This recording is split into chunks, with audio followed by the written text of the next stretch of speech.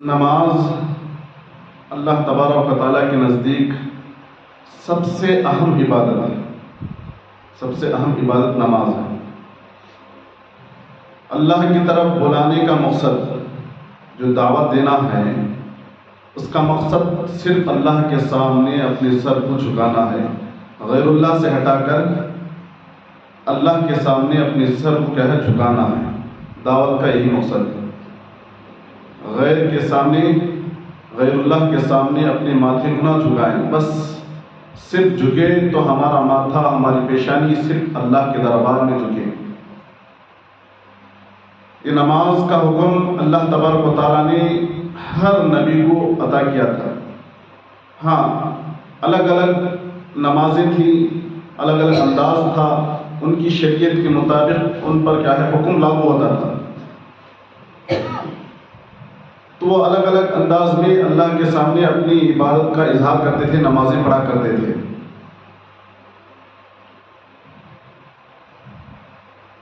تو ہمارے آقا حضرت محمد صلی اللہ علیہ وسلم جب دعوت دینا شروع کیے، دعوت دے کر لوگوں کو بلائے، تو سب سے پہلے اللہ تبارک و تعالیٰ نے آسمانوں پر بلا کر آپ کو نماز کا تحفہ عطا فرمایا۔ یہ بہت ہی اہم عبادت ہے۔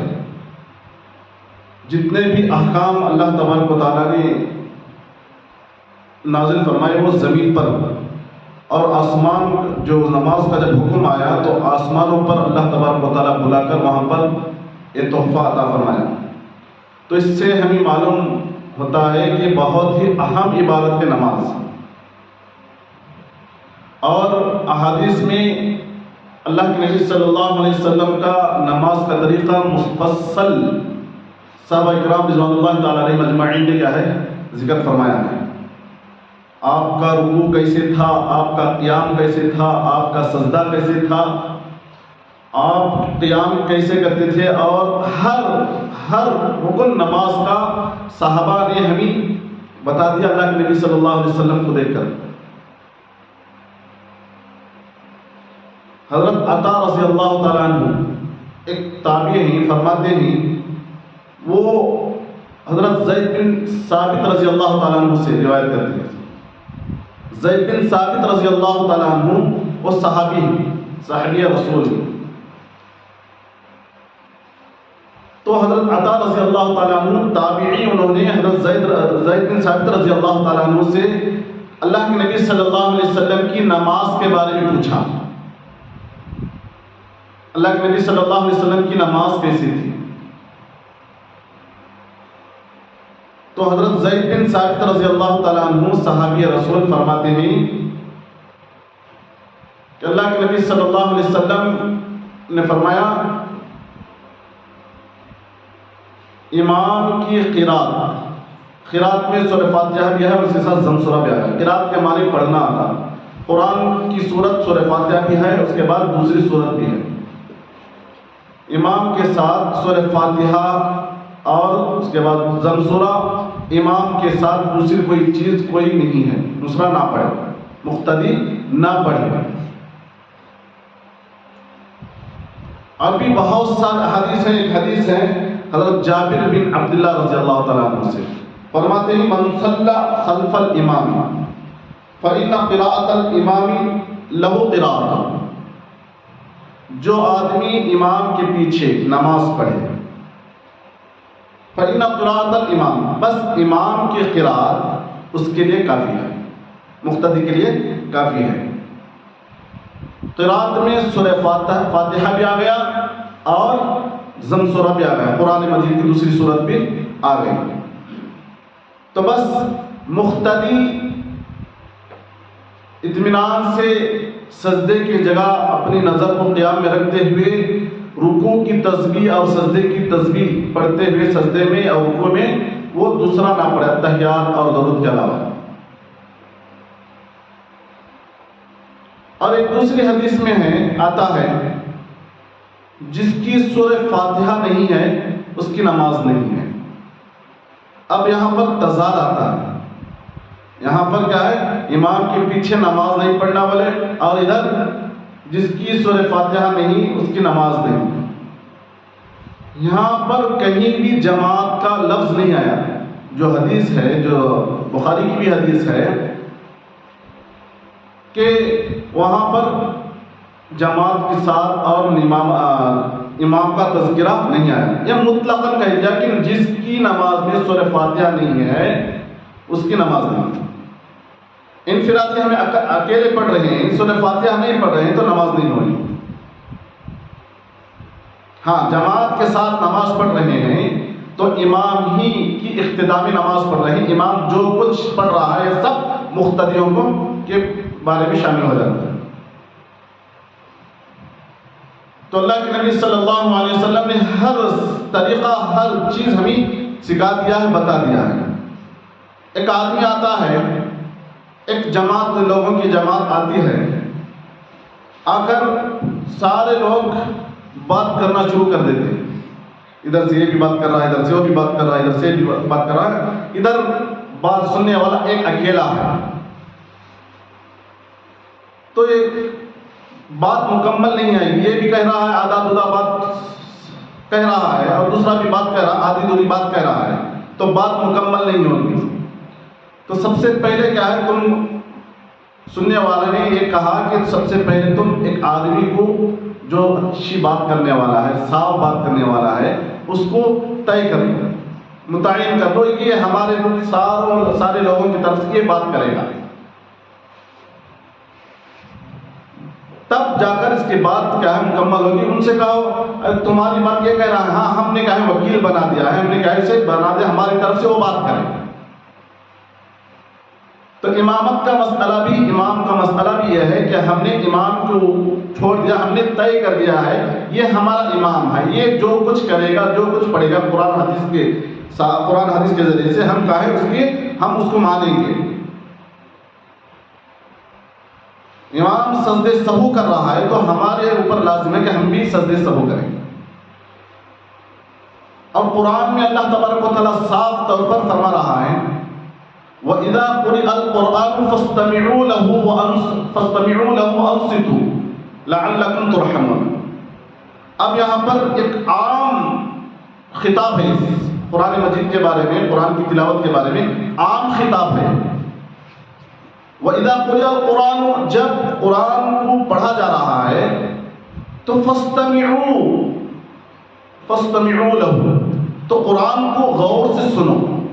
یہ عام حالت میں بھی ہے، نماز میں بھی حال یہی صورت ہے، اور عام حالت میں بھی قرآن مجید کی کہیں تلاوت ہو رہی ہے تو غور سے سننا ہے. ایسا نہیں کہ قرآن مجید کی تلاوت ہو رہی ہے ہم اپنے کام و کاج میں، اپنے مشاغل میں مشغول رہیں. یہ ادب کے خلاف ہے، اس کے بارے میں اللہ تعالیٰ آگے فرما رہا ہے.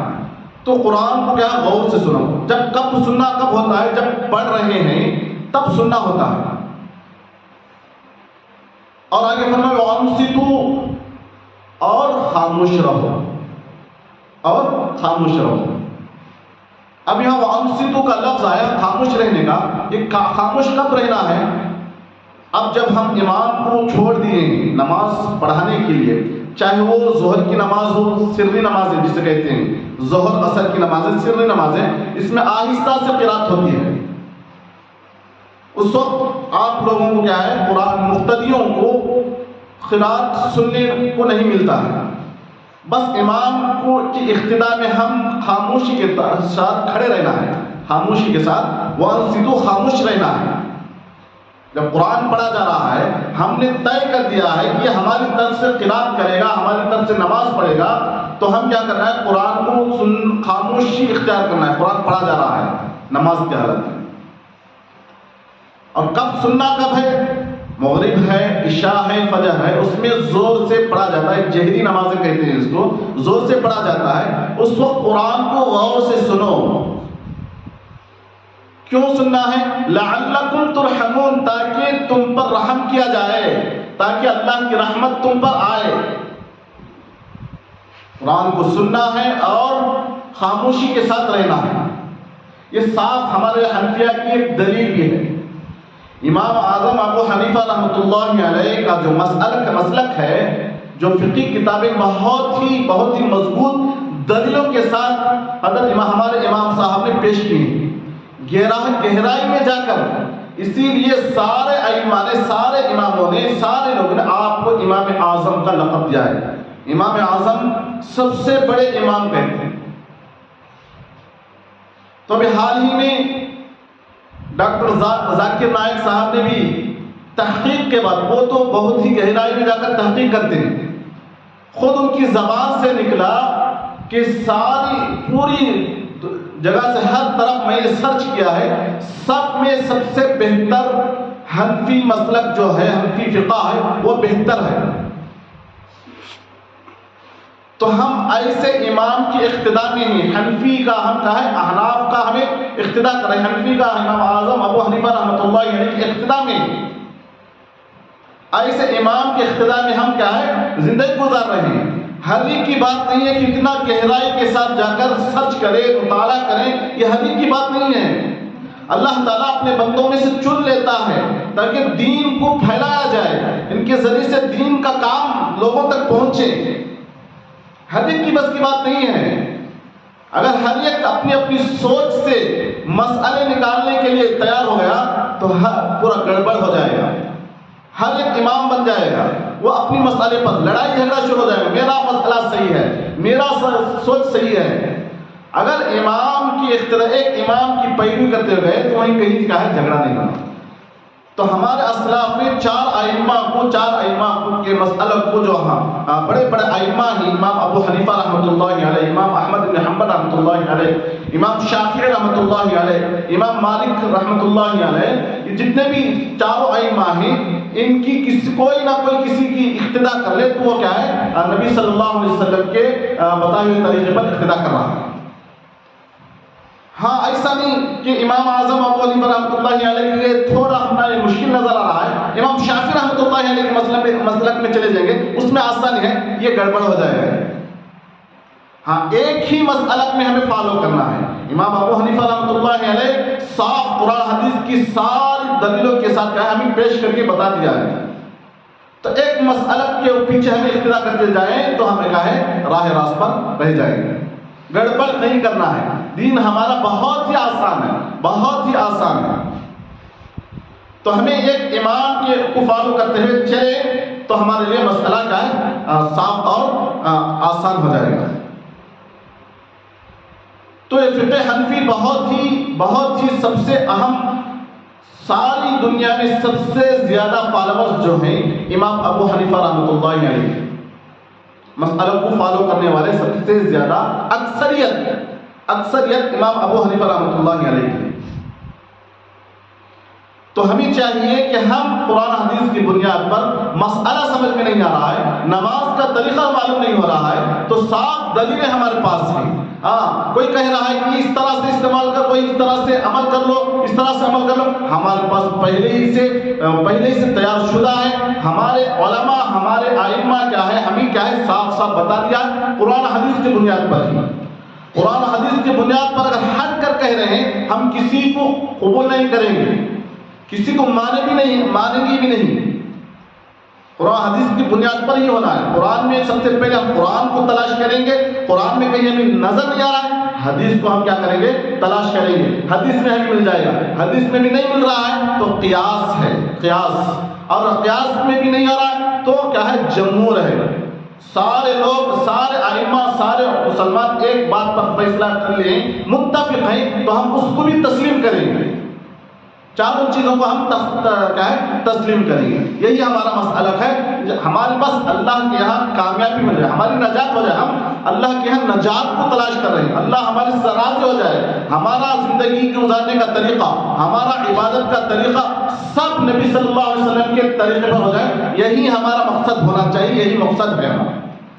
تو بس ہم جو بھی نماز پڑھ رہے ہیں، جو جتنے بھی اعمال کر رہے ہیں، کیا ہے قرآن حدیث کی بنیاد پر ہمیں کیا ہے عمل کرنا ہے۔ اور بھی بہت سارے احادیث ہیں، امام کے پیچھے سورہ فاتحہ پڑھنا ہے یا نہیں پڑھنا ہے، بہت سارا کیا ہے اختلاف پر شروع ہو رہا ہے۔ اس میں کیا ہے بہت سارے حدیث ہیں، ہمارے پاس صاف دلیل کیا ہے، میں نے دو حدیثیں چھوٹے سے وقت میں مختصر وقت میں کہہ دیا ہے۔ حضرت زید بن ثابت رضی اللہ تعالیٰ عنہ کیا فرمایا، امام کے پیچھے کوئی چیز نہیں ہے، قرات میں کوئی چیز نہیں ہے، کوئی چیز نہ، مطلب کہ کچھ بھی پڑھے جیسا نہیں ہے۔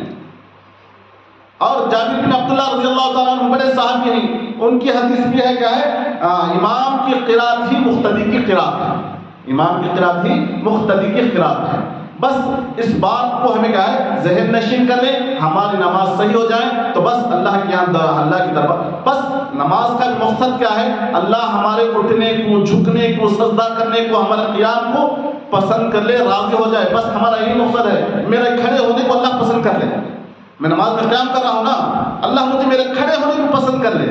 اب بہت ساری جگہ دیکھتے ہیں، دیکھ کیسا کھڑا ہے، بولتے نا مستی سے کس طرح سے کھڑا ہے، کھڑا ہونا پسند نہیں کرتے، کس طرح سے بیٹھ رہا ہے، دیکھو ہمارے سامنے ہم بیٹھتے ہیں، ہمارے عام زبان میں کہتے ہیں دیکھ کس طرح سے، بس ہمارا کھڑنا اللہ کو پسند آ جائے، ہمارا رکوع اللہ کو پسند آ جائے، ہمارا سجدہ اللہ کو پسند آ جائے، بس یہی مقصد ہے۔ ہاں بس آ کر نیت کر لیے نماز کی، نماز ظہر کی، جمعہ کی نیت کر لیے، بس اللہ ہمارے کھڑنے کو، سننے کو، قیام کو سب قبول کر لے، یہی ہمارا مقصد ہے۔